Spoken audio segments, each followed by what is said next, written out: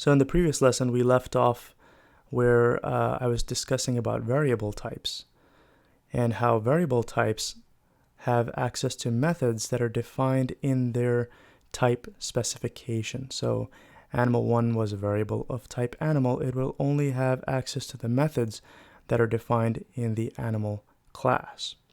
Similarly, the bird has access to those methods that are defined in the bird class.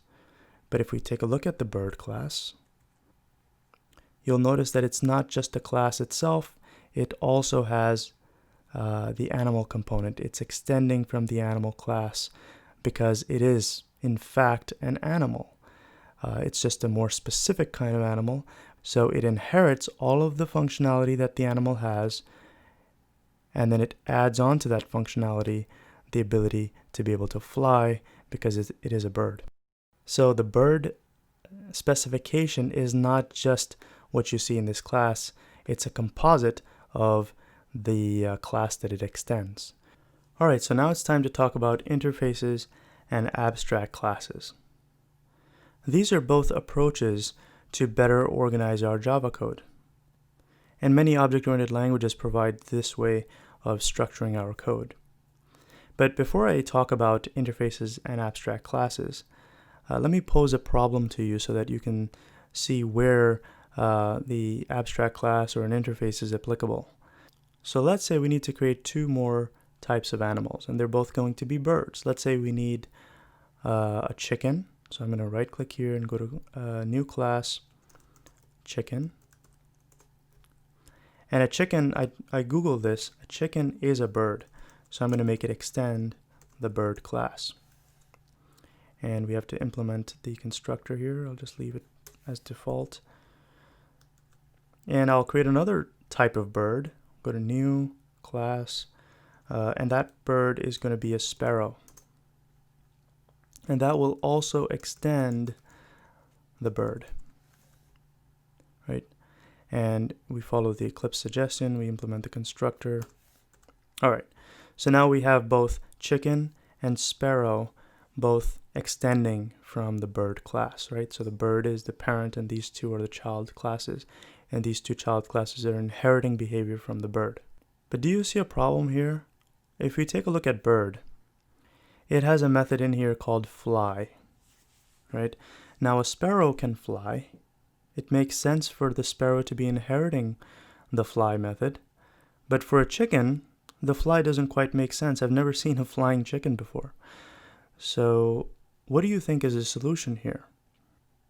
Now, if you didn't know what an abstract class was or an interface was, a way to get around this is in the chicken class, we would define the method called fly.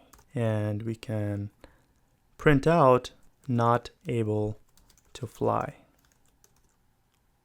So that the users of this class, the users that create a chicken object, when they invoke the fly behavior, this method is actually going to be the one that gets invoked, not the one that's defined in bird. Now you may not be familiar with this concept. So what we're doing here is we're defining a specific method for chicken called fly, and in it we are saying not able to fly. This is actually called overriding. Overriding basically means that we are replacing a method that we are inheriting, right? So basically the method that's defined in bird is being inherited into chicken, and we are redefining that method more specific to chicken in the chicken class. So let me show you what will happen if we actually create a chicken object and call fly on it. So back in the zoo class, I'll create another object in here. I'll call it chick1 is equal to new chicken. And we obviously have to give it some values here. And now we have an instance variable of type chicken. It will have visibility to the methods that are in chicken. So what are the methods? What methods does the chicken class have? If we take a look at this, it has all of the methods that are defined in bird.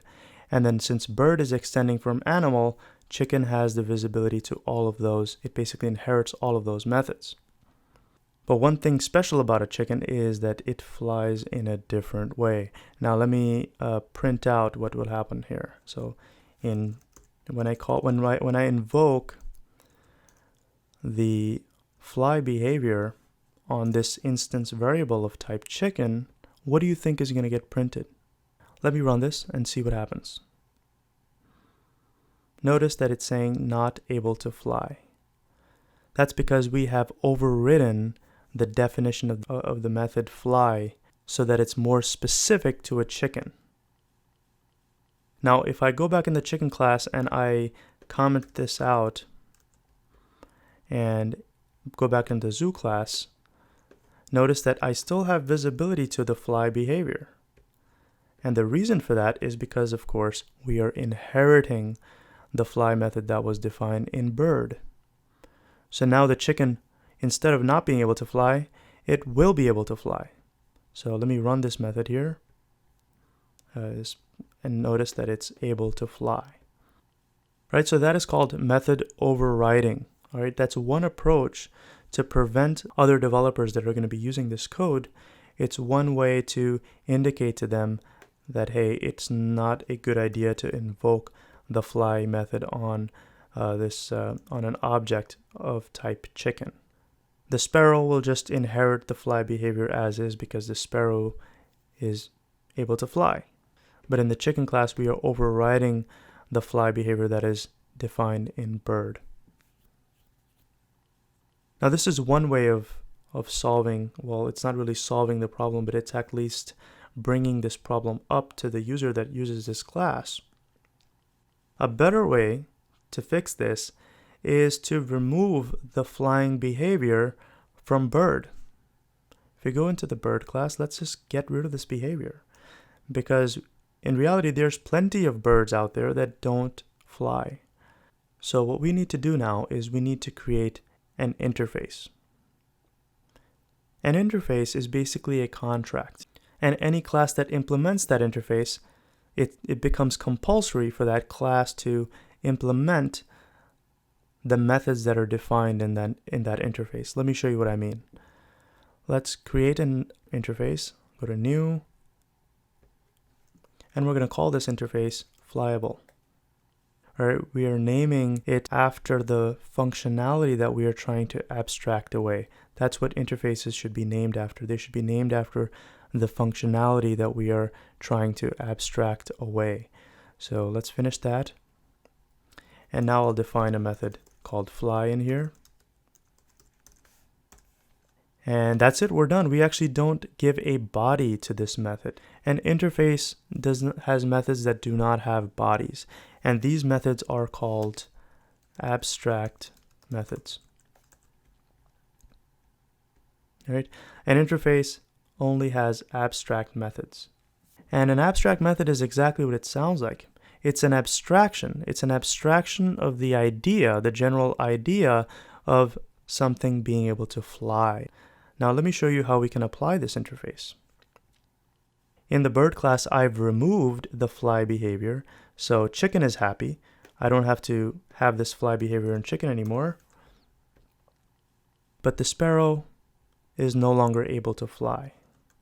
Luckily, we have the interface flyable defined, so now we can implement flyable. And now notice Eclipse is going to complain. If we hover our mouse over this, it's saying that the type sparrow must implement the inherited abstract method flyable.fly. Right? Notice what they're calling it. They're calling it an abstract method in the flyable interface called fly. Right? And it's saying that sparrow must implement that inherited method.